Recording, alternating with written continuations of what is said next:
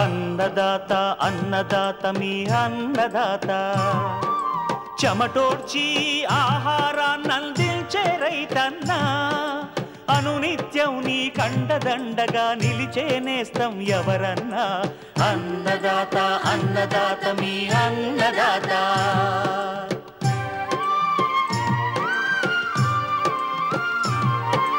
నూతన రీతుల సాగుబడికి నూరింతలు పెరిగే దిగుబడికి సూచనలిచ్చే సస్య రక్షణకు పశు పోషణకి శాస్త్ర విజ్ఞానం అందించి ముందుకు నడిపే తెలుగు రైతు భారతదేశానికి మకుటం అయ్యేలా తీర్చిదిద్దే ఆశయంతో మిమ్ము మేలు కొలిపేది అన్నదాత అన్నదాత అన్నదాత మీ అన్నదాత అన్నదాత అన్నదాత మీ అన్నదాత. అన్నదాత ప్రేక్షకులకు నమస్కారం. ఈనాటి ముఖ్యాంశాలు. ఉమ్మడి కరీంనగర్ జిల్లాలో వర్షాల అనంతరం వరి పత్తి పైర్లలో వచ్చే సమస్యలు అధిగమించే మార్గాలు. వర్మీ కంపోస్ట్ తయారీ విధానం ప్రయోజనాలు. ఫ్రెంచ్ చిక్కుడు సాగు విధానం.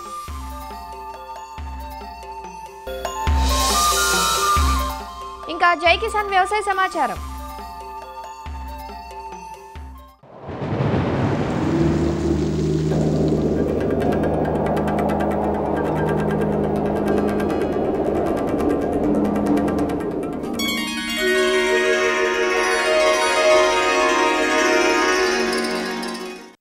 సెప్టెంబర్ మొదటి వారంలో కురిసిన వర్షాలు ఉభయ తెలుగు రాష్ట్రాలను అతలాకుతలం చేశాయి.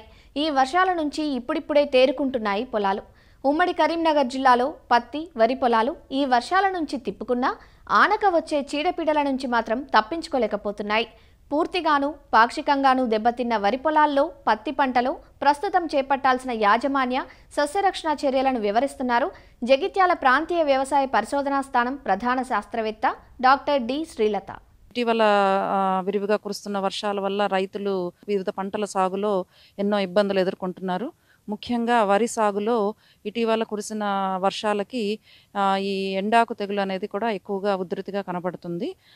ఎండాకు తెగులు ఉధృతిని అరికట్టుకోవడానికి 400 గ్రాములు కాపర్ ఆక్సిక్లోరైడ్, 60 గ్రాములు స్ట్రెప్టోసైక్లిన్ లేదా 40 గ్రాములు ప్లాంటామైసిన్ కానీ 200 లీటర్లో కలుపుకొని ఎకరా పొలంలో కనుక పిచికారీ చేసుకున్నట్లయితే మనం ఈ ఎండాకు తెగులను వరిలో సమర్థవంతంగా అరికట్టుకోవచ్చు. ఇకపోతే రైతులు ఇప్పుడు కొంతమంది ఈ సెప్టెంబర్లో కూడా నార్లు వేయడానికి కొంతమంది సిద్ధమవుతుంటారు. కానీ సెప్టెంబర్లో వేసే పంట తర్వాత పూత దశకు వచ్చే టైంకి మనకి చలిగాలులు తెలంగాణలో ఉధృతి ఉండడం వల్ల మనకి సరిగా అంకురం కానీ తర్వాత ఈ అంకురం బయటకు రాకుండా మనకి దిగుబడులు చాలా తగ్గిపోవడానికి ఆస్కారం ఉంటుంది. కాబట్టి రైతులు సాధారణంగా ఈ సెప్టెంబర్లో గనక నారు పోయడానికి మాత్రము ప్రయత్నించవద్దు. ఎందుకంటే మనకి దిగుబడులు చాలా తగ్గడానికి ఆస్కారం ఉంటుంది. వరికి ప్రత్యామ్నాయంగా ఏదైనా పొలాలు గనక దున్ని ఉంటే మొక్కజొన్న కానీ మాగి జొన్న కానీ లేదా పశుగ్రాసపు జొన్న, రాగులు, సజ్జలు వంటివి ఎంచుకొని వేసుకోవచ్చు. లేదు అంటే పెసర, మినుము లాంటి పంటలు కూడా మనము తీసుకున్నట్లయితే మనం ఈ వరికి ప్రత్యామ్నాయంగా ఇవి కొంచెం మంచి దిగుబడులు రావడానికి ఆస్కారం ఉంటుంది. పోతే ఇక కొంత ఆలస్యంగా ఆగస్టులోను అట్లా నాట్లు వేసుకున్న వాళ్ళు ఇప్పుడు గనక ఏదైనా 30-40 రోజులు ఈ మన దుబ్బు దశలో ఉన్నప్పుడు కలుపు 2 నుంచి 4 ఆకుల దశలో కనుక ఏమైనా వెడల్పాకు కలుపు మొక్కలు తర్వాత ఏకజాతి గడ్డి జాతి కనుక కలుపు మొక్కలు కనుక గమనించినట్లయితే బిస్బైర్బ్యాక్ సోడియం అనే మందు 80 నుంచి 100 మిల్లీలీటర్లు ఎకరాకు 200 లీటర్ నీటిలో కలిపి పిచికారీ చేసుకున్నట్లయితే ఈ వెడల్పాకు తర్వాత ఏకజాతి గడ్డి కలుపు మొక్కలు కూడా మనం సమర్థవంతంగా అరికట్టుకోవచ్చు. ఒకవేళ ఊదగడ్డి కనుక మనకి ఎక్కువగా పొలాల్లో కనిపిస్తే ఈ కలుపు 2 నుంచి 4 ఆకుల దశలో ఉన్నప్పుడు ఈ సహాలోపాబుటైల్ 300 మిల్లీలీటర్లు 200 లీటర్ నీటిలో కలుపుకొని ఎకరాకి పిచికారీ చేసుకున్నట్లయితే ఈ ఊత కలుపు మొక్కను మనం సమర్థవంతంగా అరికట్టుకోవచ్చు. ఇకపోతే రబీ వరి వేసుకునే రైతులు మాత్రం తప్పనిసరిగా నవంబర్లోనే నార్లు పోసుకున్నట్లయితే మనము మంచి దిగుబడులు తీయడానికి ఆస్కారం ఉంటుందండి. ఇకపోతే వరి తర్వాత ఈ వానాకాలంలో అత్యధిక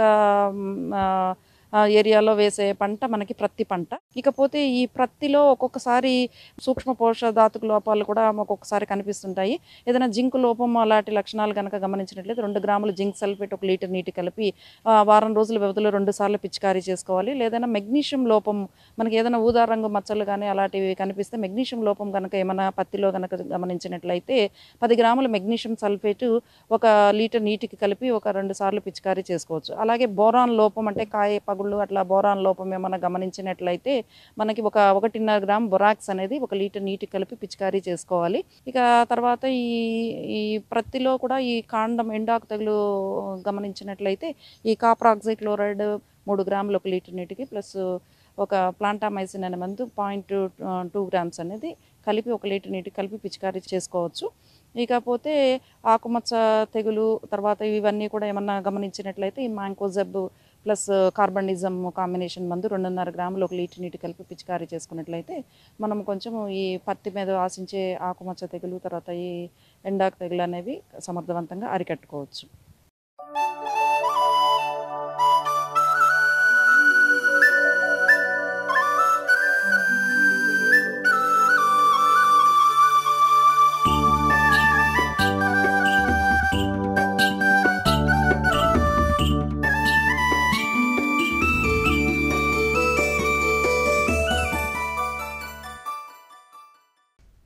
అధిక దిగుబడుల సాధనే ధ్యేయంగా సాగుతున్న నేటి వ్యవసాయంలో భూములు సారాన్ని కోల్పోయి నిర్జీవమవుతున్నాయి.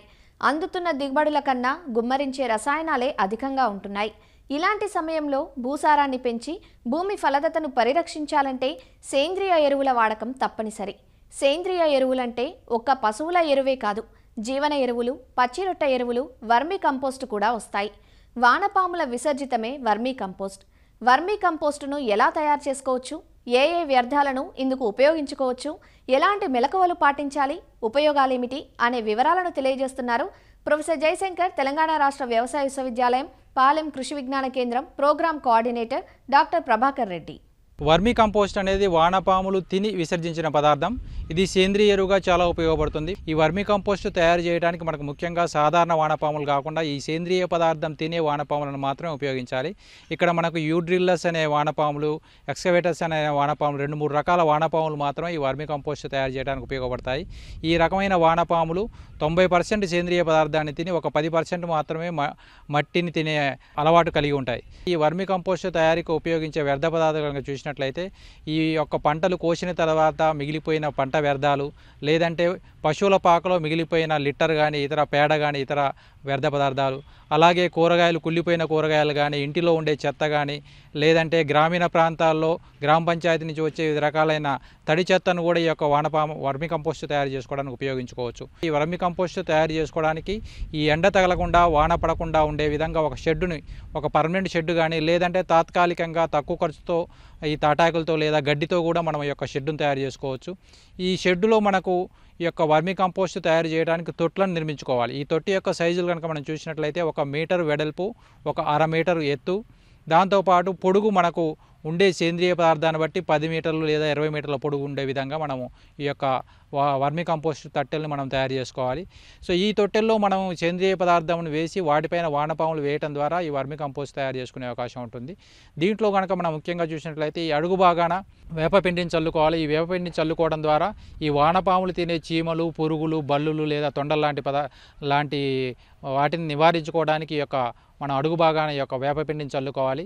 దాని మీద మనము యొక్క కొబ్బరి పీచు కానీ లేదా అరిటాకులు లేదా ఒక 2 నుంచి 3 ఇంచుల మందం ఈ కొబ్బరి పీచు అరిటాకులు పరుచుకొని దాని మీద సేంద్రియ పదార్థాన్ని చల్లుకోవాలి, సేంద్రియ పదార్థాన్ని వేసుకోవాలి.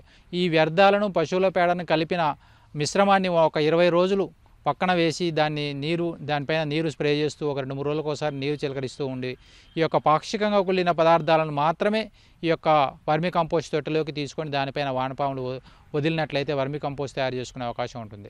సాధారణంగా చూసినట్లయితే చాలామంది అనుకోవచ్చు మనకు సాధారణమైన గడ్డి కానీ అప్పుడే పీకిన కలుపు కానీ ఇతర రకాలైన సేంద్రియ వ్యర్థాల మీద డైరెక్ట్గా వానపాములు వదిలితే అది వర్మీ కంపోస్ట్ తయారు కాదు. మనకి ఎప్పుడైనా పేడతో కలిపిన ఈ యొక్క వ్యర్థ పదార్థాలను ఒక 20 రోజులు పాక్షికంగా కుళ్ళిన తర్వాత మాత్రమే దాన్ని మనము ఈ యొక్క వర్మీ కంపోస్ట్ తొట్టెల్లోకి తీసుకొని దానిపైన మనం వానపాములు వదులుకోవాలి. సాధారణంగా వానపాములు వదులుకున్నప్పుడు 1 చదరపు మీటర్కు 1000 వానపాములు వదలాలి. ఈ వానపాములు వదిలినప్పుడు అయినప్పుడు అవి ఈ యొక్క సేంద్రియ పదార్థాన్ని తిని విసర్జించి ఆ విసర్జించిన పదార్థమే మనకు వర్మి కంపోస్ట్గా ఉపయోగపడుతుంది. ఈ యొక్క వర్మి కంపోస్ట్ తొట్టెల్లో మన యొక్క ఈ సేంద్రియ పదార్థాన్ని వదిలిన తర్వాత ప్రతి వారం రోజులకు ఒకసారి లేదా ప్రతి 2-3 రోజులకు ఒకసారి మనకు ఉండే వాతావరణంలో తేమను బట్టి ఉదయం సాయంత్రం నీటిని చిలకరిస్తూ ఉన్నట్లయితే, నీటిని స్ప్రే చేస్తూ ఉన్నట్లయితే మనం ఒక 40-50% వరకు ఆ యొక్క వర్మి కంపోస్ట్ తొట్టెలో ఈ మాయిచర్ అనేది, తేమను అనేది మెయింటైన్ చేస్తూ ఉంటే ఈ యొక్క వానపాములు వాటికి అనుకూలంగా ఉన్న వాతావరణంలో ఇవి వ్యర్థ పదార్థాలను తిని విసర్జిస్తూ ఉంటాయి. ఒక పాక్షికంగా కూలిన వ్యర్థ పదార్థాలను వేసిన తర్వాత దాటిపైన గోనె సంచులను కప్పి వాటిపైన ఈ యొక్క నీటిని స్ప్రే చేస్తూ ఉండాలి. సో ఈ విధంగా చేయడం ద్వారా అనుకూలమైన వానపాములకు అనుకూలమైన వాతావరణం ఏర్పడుతూ ఉంటుంది. అయితే మనకు ఎండ తగలకుండా లేదా వర్షం పడకుండా పైన తాత్కాలికంగా షెడ్ నిర్మించుకోవాలి. చుట్టూ వీలైతే ఈ తొండలు బల్లులు రాకుండా ఒక మెష్ను ఏర్పాటు చేసుకోవాల్సిన అవసరం ఉంటుంది. దాని ద్వారా మనకి ఈ యొక్క ఇతర రకాలైన పురుగులు, తొండలు కానీ బల్లులు కానీ నివారించుకునే అవకాశం ఉంటుంది. దీంట్లో ముఖ్యంగా గుర్తుపెట్టుకోవాల్సిన అంశం ఏంటంటే మనం తీసుకునే యొక్క వ్యర్థ పదార్థాలు బట్టి మనకు 2-3 నెలల్లో, కొన్ని సందర్భాల్లో బాగా కూలిన వ్యర్థ పదార్థాలు తీసుకున్నప్పుడు 40 రోజుల్లోనే వర్మి కంపోస్ట్ తయారయ్యే అవకాశం ఉంటుంది. కాబట్టి ప్రతి టన్ను వ్యర్థ పదార్థాలను మనం తీసుకున్నట్లయితే 600-700 కిలోల వరకు వర్మి కంపోస్ట్ తయారు చేసుకునే అవకాశం ఉంటుంది. కాబట్టి ప్రతి 2 నెలలకు ఒకసారి మనం వర్మి కంపోస్ట్ తయారు చేసుకున్నట్లయితే సంవత్సరంలో 6 సార్లు మనం వర్మి కంపోస్ట్ తయారు చేసుకునే అవకాశం ఉంటుంది. కాబట్టి దీని ద్వారా అంటే ప్రతి కేజీ వర్మి కంపోస్ట్ అమ్మడం ద్వారా 10 రూపాయల వరకు వచ్చే అవకాశం ఉంటుంది. కాబట్టి ఈ విధంగా ఒక టన్ను వ్యర్థాలను మనం చేసుకున్నప్పుడు 10,000 రూపాయల వరకు సంపాదించుకునే అవకాశం ఉంటుంది. ముఖ్యంగా చూసినట్లయితే మనం ఎంత మోతాదులో ఈ వర్మి కంపోస్ట్ వేసుకోవాలనేది మనకు చూసినట్లయితే సాధారణ పంటలకి ఒక ఎకరాకి 1 టన్ను వరకు అంటే 10 క్వింటాల వరకు వర్మి కంపోస్ట్ వేసుకోవాల్సిన అవసరం ఉంటుంది. అదే ఉద్యానవన పంటలకు, పండ్ల తోటలకు చెట్టు వయసును బట్టి ఒక చెట్టుకు 5-10 కిలోల వరకు కూడా ఈ వర్మి కంపోస్ట్ వేసుకోవచ్చు.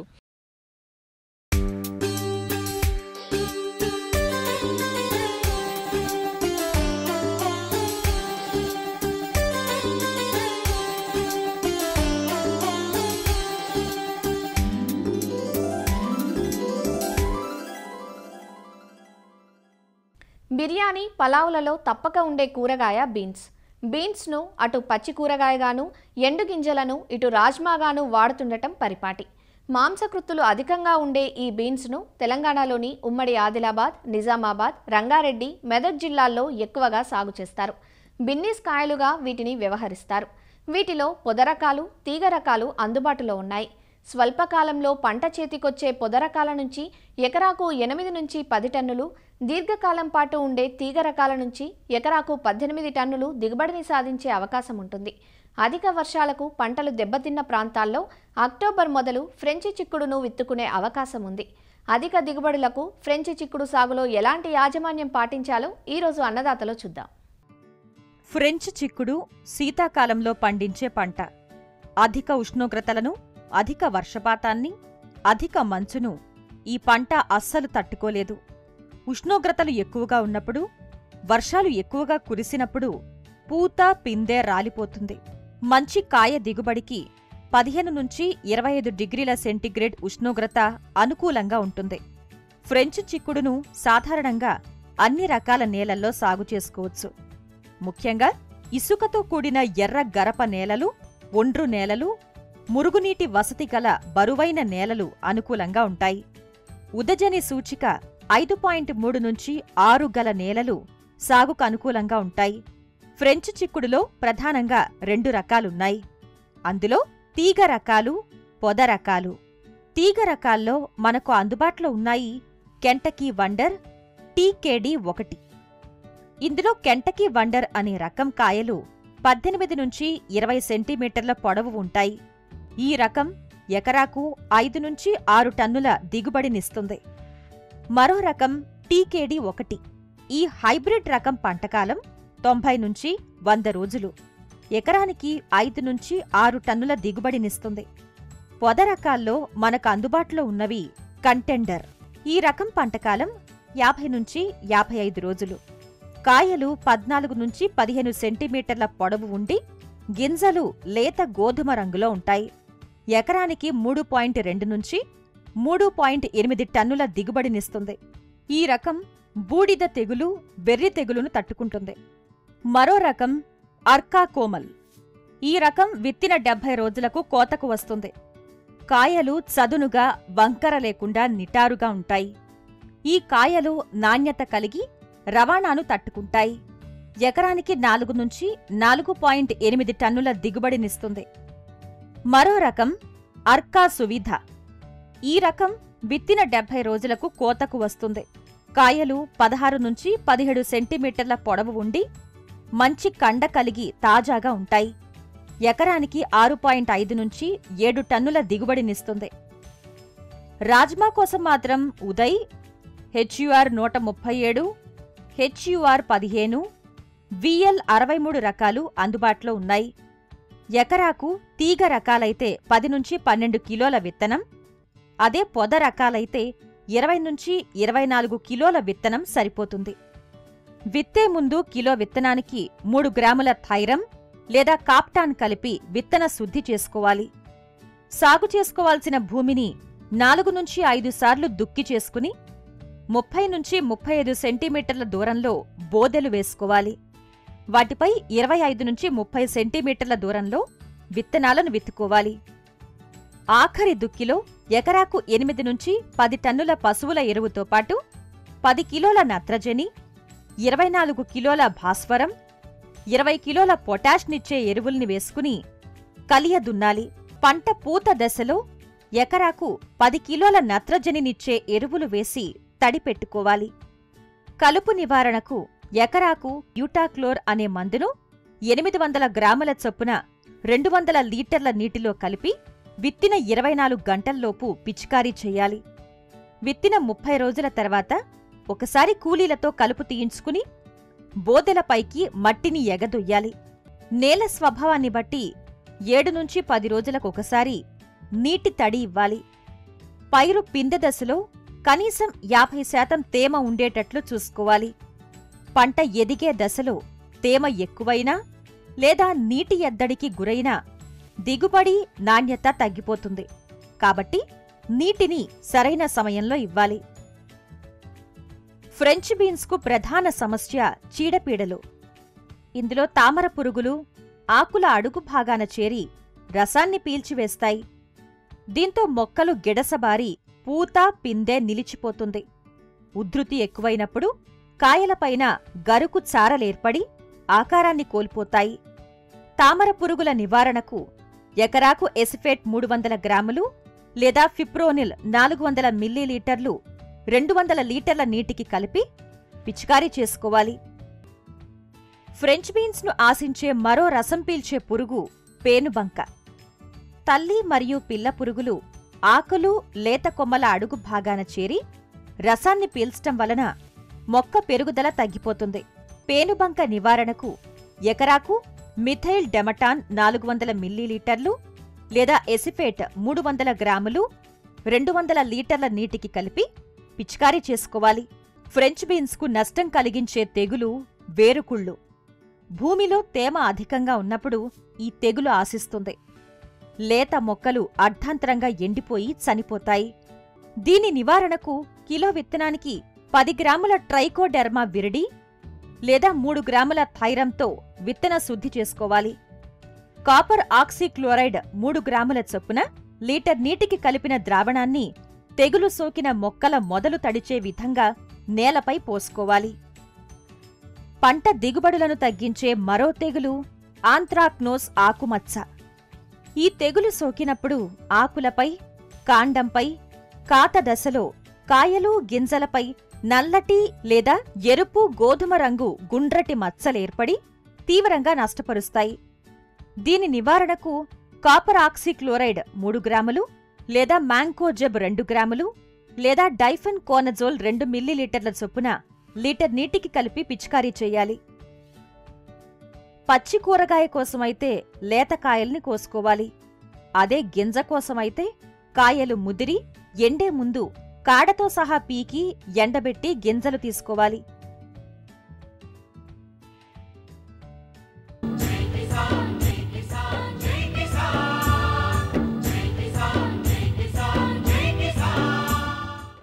వ్యవసాయ సమాచారం ఇప్పుడు జై కిసాన్లో చూద్దాం. గత 2 ఏళ్లుగా సాగునీటి కొరతతో పూర్తి స్థాయిలో పంటలు పండించుకోలేని పరిస్థితిలో ఉన్న నెల్లూరు జిల్లా రైతులకు ఈసారి వాతావరణం సహకరించింది. వర్షాలు అధికంగా కురవడంతో ఎగువ నుంచి వరద నీరు చేరి సోమశిల కండలేరు జలాశయాలు నీటి కళ్లను సంతరించుకున్నాయి. ఈ పరిస్థితిలో ప్రస్తుత రబీ సీజన్కు గాను సాగునీటికి ఎలాంటి కొరత ఉండదంటూ నీటిపారుదల శాఖ అధికారులు తెలియజేశారు. రబీ సీజన్కు గాను 8.5 లక్షల ఎకరాలకు సాగునీటిని అందించేందుకు ఏర్పాట్లు చేస్తున్నట్లు వివరించారు. శ్రీశైలం డ్యాంకి భారీగా వరద ప్రవాహం వచ్చి పడింది. శ్రీశైలం నుంచి నెల్లూరు జిల్లా సోమశిల జలాశయానికి నీటిని భారీగా విడుదల చేస్తున్నారు. అయితే గత 2 సంవత్సరాలుగా నెల్లూరు జిల్లాలో పంటలు లేక రైతులు తీవ్ర ఇబ్బందులు పడుతున్నారు.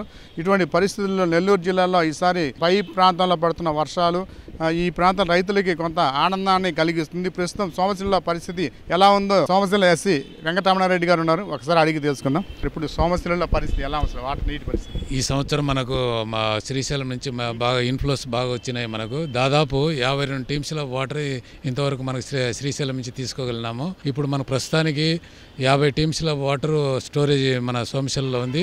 అలాగే కండలేరు కూడా దాదాపు 10 టీమ్స్ల వాటర్ ఇచ్చినాము. నెక్స్ట్ మంత్ మనం ఐఏబీ మీటింగ్ పెట్టుకొని అన్ని కాలాలకు వాటర్ డిస్ట్రిబ్యూట్ ఎలా చేయాలి అనేది ఐఏబీలో డిసైడ్ చేసి దాని ప్రకారం వాటర్ రిలీజ్ చేస్తుంటాయి. మనకి ఈ సంవత్సరము మంచి అన్ని ఎకరాలు కూడా ఎలాంటి ప్రాబ్లం లేకుండా వాటర్ చివరి ఆయకట్టు వరకు కూడా నీళ్ళు ఇచ్చేదానికి ఆస్కారం ఉంది. సోమశిల కండలేరు ప్రాంతంలో దాదాపు 8.5 లక్షల ఆయకట్టు ఉంటుంది. ఈ ఆయకట్టు అంతా కూడా మొదటి పంట ఈసారి ఈ ఉన్న నీటితో సరిపోతుంది అనేది ఆనందం ఉంది. అది ఇటువంటి పరిస్థితులు శ్రీశైలం నుంచి పోతే ఎంత ఫ్లో వస్తుంది సార్ మనకు? ఇప్పుడు ఈరోజు నా 14,000 క్యూసెక్ల దాకా మనకు శ్రీశైలం నుంచి సోమశిలకు వస్తున్నాయి. ఇంకా మనకు దాదాపు ఇంకా 20 డేస్ దాకా వచ్చే ఆస్కారం ఉంది. నెక్స్ట్ వచ్చే వాటర్ నార్త్ ఈస్ట్ మాన్సూన్లో కూడా మనకు నీళ్లు ఇన్ఫ్లోస్ వచ్చేదానికి ఆస్కారం ఉంది. కాబట్టి ఎలాంటి ప్రాబ్లం అయితే ఉండదు.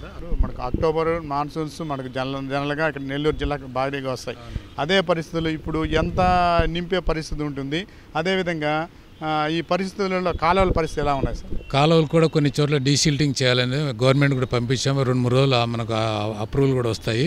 అవి వచ్చిన ఇమీడియట్గా ఒక 10 to 15 డేస్లో ఎక్కడైతే ఎమర్జెన్సీ ఉన్నాయో టేకప్ చేసేసి గేట్లు అన్నీ రెడీ చేసుకొని బాగానే పెట్టుకుంటాం, ప్రాబ్లం లేదు. సోమశిల జలాశయంలో ఏమేమి పనులు జరుగుతున్నాయి, ఎంత వర్కులు జరుగుతున్నాయి, ఎంత పర్సెంటేజ్ అయినాయి? సోమశిలలో ఇప్పుడు మనకు ఆప్రాన్ వర్కులు జరుగుతుంది, ప్రోగ్రెస్లో ఉంది. అది మనకు కంటిన్యూ జరుగుతూ ఉంటుంది. నెక్స్ట్ 1 year నెక్స్ట్ ఇయర్కి అంతా కంప్లీట్ చేసేస్తాం ఇప్పుడు ఆప్రాన్ వరకు. అలాగనే టెండర్లు కూడా పిలిచినాము. మన రోప్స్ కూడా ఫైనలైజ్ అయిపోతుంది. అవి కూడా రిపేర్ చేసేసి ఎలాంటి ప్రాబ్లం లేకుండా ఆ గేట్లు కూడా ఆపరేషన్ చేసేదానికి రెడీగా పెట్టుకుంటాం. ఇప్పుడు అది 2.42 crores మనకు గేట్స్కి అప్రూవల్ అయిపోయింది. డీసిల్టేషన్కి వచ్చేసి 6.4 crores ఇచ్చాం. కావలి కెనాల్ కింద, సౌత్ ఫెడర్ కెనాల్ కింద, నార్త్ ఫెడర్ కెనాల్ కింద. ఇంకా రిమైనింగ్ గేట్లకు సంబంధించినవి అవి కూడా ఇచ్చాం. మొత్తం 15 crores ఇచ్చాం మొత్తం టోటల్. అదేవిధంగా రాళ్లపాడు ప్రాజెక్టు కూడా ఉంది సార్. దానికి ఉత్తర కాలువ పరిస్థితి ఎలా ఉంది సార్? దానికి ఎంత నీటిని విడుదల చేస్తున్నారు? అది రాళ్లపాడుకు వచ్చేసి మనకి యాక్చువల్గా 150 క్యూసెక్ల దాకా ఇవ్వాలి మనం పర్ డే అక్కడ. కానీ కొంచెం మధ్యలో కొంచెం డీసిల్టేషన్ వర్క్స్ ప్రాబ్లం ఉండి అది మనం చేయలేదు. అది కంప్లీట్ అయిపోతే కనుక దానికి కూడా 100 తక్కువ లేకుండా వాటర్ ఇస్తాం. వర్షాలు వచ్చినా కానీ ఇప్పుడు నీటికి ఏమైనా వర్కులు ఆగే పరిస్థితి ఏమైనా ఉంటుంది? ఆపడానికి కానీ ఎన్ని వర్కులు ఏమన్నా? ఏం లేదు, ప్రాబ్లం ఏం లేదు మనకి. ఎందుకంటే వాటర్ ఎప్పుడైనా మనకు గేట్ల నుంచి వాటర్ రిలీజ్ చేస్తే అప్పుడు ఆ రోజు కొద్ది రోజులు అవుతుంది, కానీ మళ్ళీ తర్వాత వర్క్ చేసుకోవచ్చు, ప్రాబ్లం లేదు. ఈసారి పరిస్థితి చూస్తే ఈ రబీలో రైతులకి దాదాపు 8.5 లక్షల ఆయకట్టు నీరు అందించేందుకోసంగా అన్నీ కూడా అధికారులు ఏర్పాట్లు అనేవి చేశారు. జిల్లా కలెక్టర్ కూడా ప్రత్యేకంగా సమీక్షలు కూడా ఇక్కడ నిర్వహించి రైతులకి ఎటువంటి ఇబ్బందులు లేకుండా ఈసారి రబీ పంటకి నీటిని అందించాలనేది ఈ సోమశిల కండలేరు రైతాంగానికి ఆయకట్టుకు కూడా పూర్తి స్థాయిలో ఏర్పాట్లు అనేవి చేస్తున్నారు. గత 2 సంవత్సరాలుగా నీటి సమస్యతో ఇబ్బంది పడుతున్న రైతులందరూ కూడా ఇది శుభవార్త అని చెప్పాలి. నెల్లూరు కలెక్టర్ కార్యాలయం నుంచి కెమెరామెన్ సూర్యప్రకాష్తో రాజారావు, ఈటీవీ న్యూస్. మరిన్ని విభిన్న అంశాలతో రేపటి అన్నదాతలో మళ్ళీ కలుసుకుందాం. అంతవరకు సెలవు, నమస్కారం. అన్నదాతలు తమ సందేహాలు, సమస్యలను 1800-425-4085 టోల్ ఫ్రీ నెంబర్లో ఉదయం 10 గంటల నుంచి 11 గంటల మధ్య పని దినాలలో సంప్రదించగలరు. ఈ కార్యక్రమాన్ని యూట్యూబ్లో www.youtube.com/annadata-etv లింక్ ద్వారా వీక్షించవచ్చు. అన్నదాత కథనాలు ఈటీవీ విన్ మొబైల్ యాప్లో వీక్షించండి.